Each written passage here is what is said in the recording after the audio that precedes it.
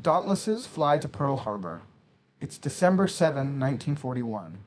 In the Pacific, Lieutenant Clarence Dickinson and his wingman are ordered to take off from the USS Enterprise by Admiral Halsey and fly their SBD Dauntless dive bombers to Pearl Harbor. It's a day that will live in infamy, as while the Dauntlesses head towards the base, hundreds of fighters and bombers from the Imperial Japanese Navy are in the middle of a devastating surprise attack. Torpedoes pummel the battleships and bombs rain on local squadrons before they have a chance to even take off. And unbeknownst to the two Dauntlesses, they are flying straight into it. As they get closer to Pearl Harbor, Dickinson notices a smoke cloud over the base up ahead. Seeing the smoke, Dickinson thinks the fields are being burned, or maybe it's a gunnery practice. The Army's gonna catch hell for that, but then he spots black puffs of anti-aircraft fire. The base is under attack. Dogfight with Zeros begins, when suddenly two Zeros burst out of the smoke. The Dauntlesses are ill-suited for dogfighting, but the dogfight is already upon them. The two Zeros scream in from above and behind and open fire with their 20mm cannons aimed right at Dickinson's Dauntless. McCarthy in the other plane banks aggressively to the left, turning under Dickinson in an evasive maneuver. The Zeros miss Dickinson, but with McCarthy below and mid-turn, the Japanese gunfire slams into McCarthy's Dauntless instead. Zeros versus Miller. Meanwhile, Dickinson makes a gentler turn, keeping the aircraft steady, which is perfect for Miller as he opens fire in the rear. Incoming! Miller faces the two fighters, meeting them with his machine gun as they come straight at him. The Zeros shoot past them at incredible speed. Dickinson immediately pushes the nose down and feels the negative G-force as the Zeros slowly drift into his sight from below. He fires his forward guns, but the Japanese have so much speed. The bullets don't find their mark and the Zeros speed away. They're pulling up and turning back. Reloading. Dickinson catches a glimpse of McCarthy's aircraft. He's pouring oil and then it bursts into flame. McCarthy is going down. They're relieved to see a parachute bloom, but also horrified as they see only one. More Zeros appear, closing in fast. Dickinson breaks into evasive maneuvers as the Japanese pilots open fire. Miller reloads and carries on firing. It's a hit! Mr. Dickinson, I think I have got one of them. Dickinson looks over his shoulder to see the plume of oil turn into a flaming inferno, but they still have 4 more on their tail. These Americans won't go down. But it still flies on. However, the Japanese press their attack. It's just a matter of time now before it's over. Again and again the Americans are hit. Miller fires off his last bullet. Are you all right, Miller? Mr. Dickinson, I've expended all 6 cans of ammunition. A pit grows in Dickinson's stomach. Dickinson's mind drifts back to a conversation the two friends had earlier that day on the USS Enterprise. It's our last flight together. Don't get me wet, sir? Don't worry, kid. Just stick with me. Next thing you know, we'll be on the runway in Pearl. Dickinson's Dauntless is hit. Dickinson hears a blood-curdling scream.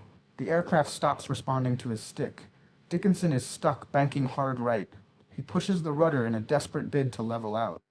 But the aircraft instead drifts into an uncontrollable spin. Dickinson shouts to Miller one last time, "Miller! Jump!" in the fleeting hope that he's still alive. He undoes his belts and attempts to disconnect the radio. But he can't unplug the radio. With his belts unfastened, and with his time rapidly running out, he grips the radio cable with both hands and snaps it in two. Then he jumps. The wind hits Dickinson in the face as he tumbles out of the doomed aircraft. He searches for the ripcord by feel. Jumping at just 800 feet, he has seconds before he hits the floor. His training kicks in, and he finds the cord and pulls hard. The chute blossoms open. He feels the tug slow him down and then sees the ground rushing up. He hears his aircraft exploding into the earth somewhere nearby, just before he hits the floor. Dickinson quickly unbuckles and gets onto his feet. He's landed on a field alone. He realizes with dread that Miller didn't make it, and his reassurance to keep him safe was a false promise. Miller. Back on the USS Enterprise, Admiral Halsey is fuming with rage as the reports come through. He knew the Japanese were up to something, but he could never have expected this. All hands to battle stations, World of Warships, arm the photon torpedoes. Would say First Officer Riker if he was commanding the USS Enterprise in World of Warships, all new collaboration with Star Trek. Iconic Star Trek commanders are thrown back in time and onto the bridge of the USS Enterprise in WW2, as well as Yamato and other historic vessels, engaging in naval battles in the World of Warship's stunning arenas. Can the captain of a starship command a warship at sea? Well, you can go where no one has gone before and find out. Get special Star Trek-themed game modes and unlock even more Star Trek content, and you can tour the bridge of the Starship Enterprise. For new players, that Beam Up World of Warships offers an exclusive bonus pack. Make it so with the link in the description to receive a Star Trek commander, premium account time, a new ship, and much more entirely for free. And don't forget, it's available on consoles. Engage and explore the Star Trek universe in World of Warships today. Resistance is futile. The ship is immediately put on high alert, eager for revenge, and continues to Pearl Harbor at full speed. Dickinson manages to get himself to the airbase at Ford Island, where he immediately reports for duty. He didn't mention that he'd been shot down, so the commanding officer orders him to jump into an available Dauntless and scan the ocean for the Japanese fleet. Dickinson gladly agrees, with vengeance burning within him for his lost friend. But the Japanese slip away, leaving just submarines to patrol for American aircraft carriers. As the Enterprise finally reaches Pearl Harbor, Halsey is a driven man, pushing to get the Enterprise refueled and supplied and back out to sea in just 6 hours. Dickinson makes his way back on board. All of the men under Halsey's command are burning with vengeance, and none more than Dickinson. Halsey gives the order to shoot the enemy on sight. Back out at sea now, the Enterprise sends aircraft in round-the-clock patrols. Dickinson is one of the most active, scouring the waters around Hawaii, loaded with bombs and eager for revenge. Japanese I-70 submarine, and 3 days after the attack, the Japanese show themselves once again. Another Enterprise pilot sees the clear shape of a Japanese submarine on the surface of the water, recharging its batteries. Contact, enemy submarine. But the enemy sees him coming. Bomber incoming. The alarm is sounded, and the crew of the I-70 submarine scramble for an emergency dive. On the I-70, that's at least 90 seconds. It's a race against time. The pilot angles down on his attack run while arming his singular 1,000-pound bomb.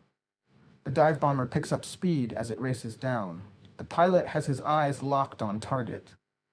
He can't release yet.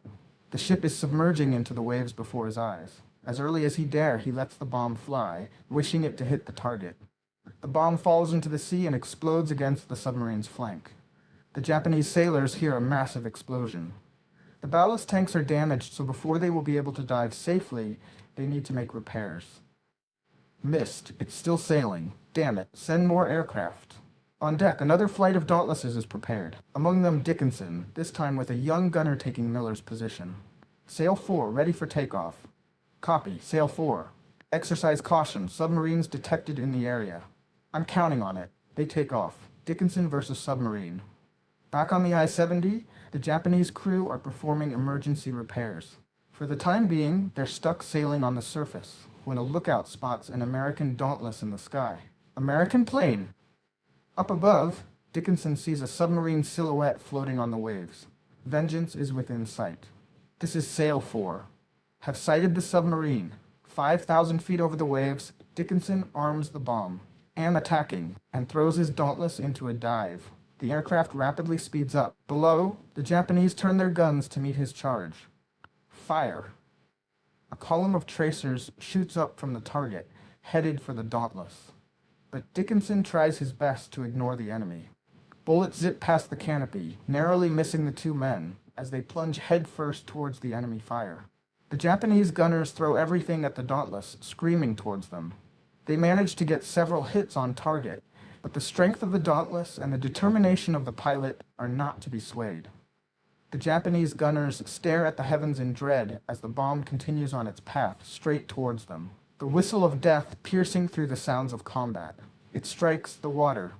The gunners are instantly blown off the deck, and the ship suddenly loses all power. The lifeblood of the I-70 is seen as oil starts to pool on the surface. It was close. Did we get him?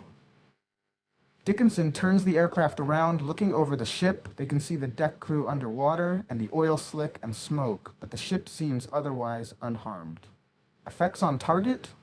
Unclear. For a second, it appears the sub has been damaged but survived. It submerges into the waves, disappearing from view. It's submerged. A lone bubble hits the surface. Dickinson stares intently when suddenly a massive ball of bubbles gushes out of the sea. Submarine sunk. I see oil and debris. Relief washes over the crew. Dickinson hears over the radio as a few allow themselves a small celebration. This one was for you, Miller. The I-70 was the first large Japanese ship sunk in the war.